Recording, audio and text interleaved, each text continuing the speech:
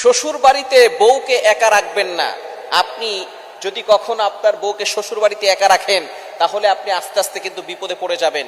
যদি আপনার স্ত্রী তার বাপের বাড়িতে যেতে চায়, আপনি নিজে গিয়ে তাকে একসাথে ঘুরবেন, একসাথে বেড়াবেন, আবারও তাকে একসাথে নিয়ে আসবেন।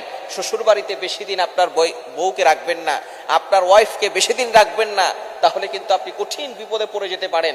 কেননা যখন মেয়েরা একা থাকে, স্বামী থেকে দূরে থাকে, আস্তে আস্তে শয়তান তাকে ধোঁকা দেয় এবং তার আশেপাশের মানুষরাও তাকে বিভিন্ন ধরনের কথা বলে, যার কারণে স্বামী স্ত্রীর ভিতরে ঝগড়া লেগে যেতে পারে।